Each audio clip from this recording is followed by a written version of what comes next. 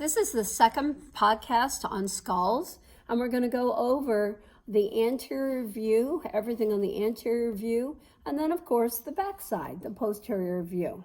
So here we go. We're going to start on this side and just wrap around and get all the ones with the checks, okay? So I have a skull sitting right here, of course.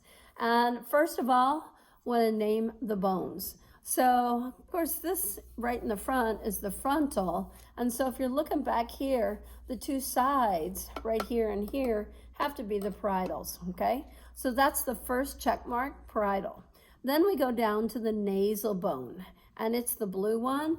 And so I'm looking right here is basically the nasal bone, right dead center. All right, then we go to the sphenoid bone, which is the back of the eye sockets. Way back in here is the sphenoid bone, and it's like a pink color, hot pink fuchsia, but it's in the back, and so somewhere in the back there, and so basically right back here.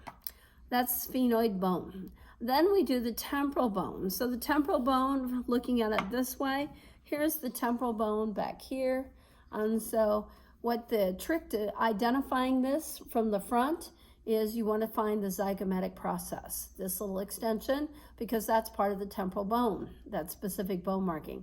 So this area would be the temporal bone. Then we go down to the ethmoid bone, which is in the eye socket. And so you always want to find your lacrimal bone first with the fossa in it right there so that your tears can come out or go up to your skin. So that's the lacrimal bone, and then right behind it, just a piece of bone right behind, is going to be your good old ethmoid bone. And then I already did the lacrimal bone. I told you where that is. So it goes lacrimal, ethmoid, sphenoid. And so L-E-S, if you can remember that little saying. And then zygomatic bone. Zygomatic bone are the cheekbones. And so here are the cheekbones right here, and on the other side, so zygomatic bone. Then infraorbital foramen. And so these are for nerves that are gonna go to your eyelids. And so there's gonna be a hole, a little foramen, and so should be right there. And I'm looking over here, they're sort of tucked under. So if you see that hole right there, and this one's actually a little better, but still hard to see, right in that area, infraorbital foramen. Then maxillary bone, okay, so that would be right up here, your top bone for the teeth. Then mandible, okay, that's easy, mandible bone. So a lot of these things are the same thing, just different direction. Mental foramen are the holes right here, and I can't feel the other one, somewhere over there, I think I got it. And so mental foramen right there and right there for the nerves that are going to go to your teeth. All right, then we go over on the other side and get the vomer bone. So the vomer bone is this bottom piece of bone in the inside of the nose, right there. And it is like a blue color, and so right down here at the base, inside the nose. So that's the vomer. Then we do inferior nasal concha. And then you should look inside the nose, and there's this little flat pad right here and right here. Little flat pads, and those are called concha. So inferior nasal concha, the flat pad.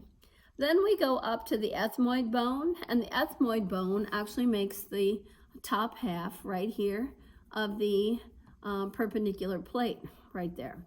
And so this is the vomer bone, and then this is the ethmoid bone. And so the ethmoid bone has two bone markings on it. So we call this flat, this very flat piece that goes right up the middle of the bone, that's called the perpendicular plate, and it's going to divide the nose into a right and left half. And then we have the the middle nasal concha. And so there's another flat pad that you can see on both sides, and that's the middle nasal concha. And then there is actually a third nasal concha, but it's way high up in the back of the nasal cavity, way high up, and sometimes you can't really see it. So let me just peek, And of course, you can't see it. But there are three, and so the third one is not on here, the superior one. All right, then inside the inside the orbit right here, which is the real name for the eye socket, we have fissures, okay? Fissures, and fissures are bone marking, specific bone marking terms. And so we have an inferior fissure, and so it sort of looks like a crack, a big earthquake crack right there. And there's a superior one going on the top. And this one's not really that good for it. It should be much bigger, but you can see another one back there. And so inferior and superior orbital fissures. So those are for muscles that come through those cracks that attach to your eyeballs so your eyeball won't fall out, okay? Optic canal, there's a hole way back there. A nice little hole way back in there, way back in there.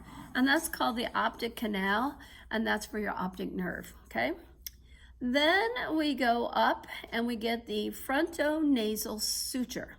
Frontonasal suture. And so this is what cracks in a lot of people when they get their nose broken. And so it goes over the bridge of the nose right here. And that's called frontonasal suture. And then we have the glabella. The glabella is an area on the frontal bone between essentially the orbits. And so here's like where one eyebrow would be, right here, one eyebrow here. And so the area between the eyebrows right here would be called the glabella. And so a lot of guys have these little processes, these bone markings, they go straight across, and then the eyebrow grows straight across, and that's called a unibrow. Girls don't have that. So girls usually have two processes right there. So the glabella is this area between where your eyebrows would be, right in here. Glabella. All right, and then the last thing would be the frontal bone. And so all of this is the frontal bone right there, frontal bone. All right, so that's all the structures from an anterior view. So that's the facial bones right there. All right, now we're going to turn it around and do the posterior view. Posterior view. And so the first thing on the left says sutural bones. So you can look at any sutures and see if you've got little bitty areas that are outlined by the suture.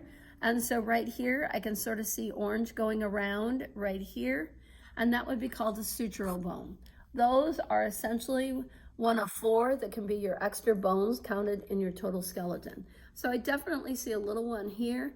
They can be in any of the sutures, any of them. And so this one's actually in part of the squamosal suture, the squamosal going on the side. And so just look and see if you can find any other ones. I don't see any other ones, but there can be up to four. So those are called sutural bones. And I have it in your picture. I actually made some so that you could see. And they're very small most of the time. All right, now going on, we have lambdoidal suture. So the lambdoidal suture is going to be, here's the occipital bone, and so the lambdoidal suture is the top half, right here and right here, right and left, lambdoidal sutures. And then we have the occipital bone, already told you that, and then superior nuchal line. And so there's going to be some raised area of bone that go across back here. And that's called the superior nuchal line. And there should be another one underneath. And so this isn't real good, but there's an inferior one too. Superior one's always bigger. And so what are the nuchal lines for? Basically muscle attachment on the head, right? So the tendons will attach to this superior one, and then there's an inferior one, but it's not very good. But there are two, definitely. All right, then we have occipitomastoid suture. If this is the lambdoidal suture right here, then the lower half going down, the lower half of the suture is called occipitomastoid suture because it comes down by the mastoid process right here. So the lower half, occipitomastoid suture on both sides. So it'll go down, continue down, and then should be about here is where it's going to stop, because that's the mastoid suture. All right, so mastoid, oh God, stop.